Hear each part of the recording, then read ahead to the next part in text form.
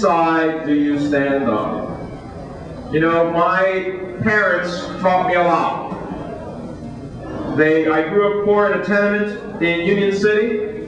My mom was a seamstress in the factories of New Jersey, unfortunately not unionized. My dad, when he was alive, was a carpenter, but he wasn't unionized either. And although we didn't have much in our home, my mother would often invite people to the kitchen table from the building or the neighborhood who had less than us, because she always believed that someone was worse off and that you should share. And it taught me later on that when one of us is left behind, all of us are diminished. I've taken that view to the United States Congress and now this year to the United States Senate. I understand what hard work and sacrifice is, and I believe that in fact work should be rewarded. I'm tired of talking about raising the minimum wage, which we haven't been able to do in over a decade. It's time to talk about living wages in this country, not minimum wages. It's time, but even on that, if I stood with Senator Kennedy and Frank Lautenberg in the Senate this year to raise the federal minimum wage, so at least people who work at the bottom of the scale and find themselves after 52 weeks a year, 40 hours a week, still at the poverty level, they should be able to work and receive the rewards of their work with dignity.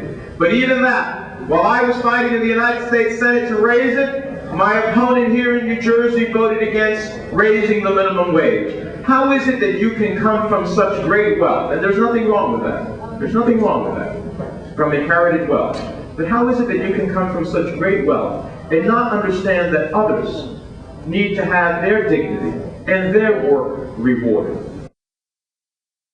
If we do not change the direction of the country, we are going to be looking at $12 trillion worth of debt in 5 years, 2011. And who do we owe that debt to? China, Saudi Arabia, countries that in fact have a different view of the world than us. We cannot allow our debt to be held by foreign countries that can undermine our security. We've got to bring down the debt and invest in our families and change the direction of the country.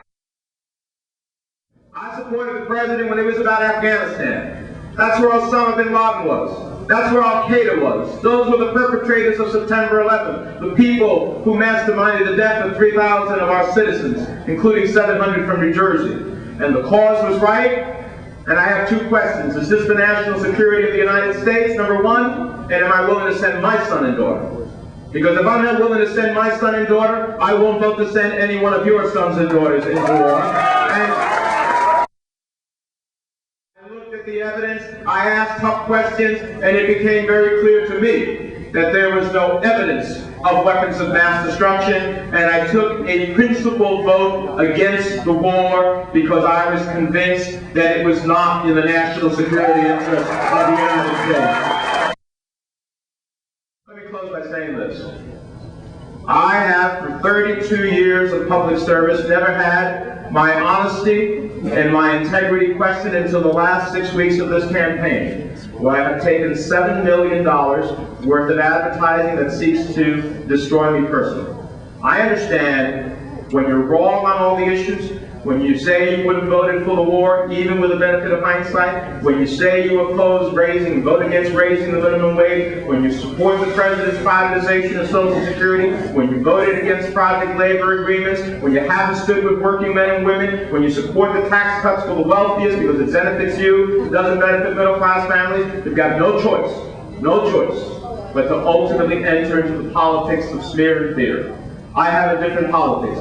My politics is of change, hope, and opportunity. I have stood with you 100% of the time on the votes that are critical to working men and women in this country. I appreciate what you are doing today, what you have been doing for the last couple of weeks, what you will do this weekend as you go out from here and walk.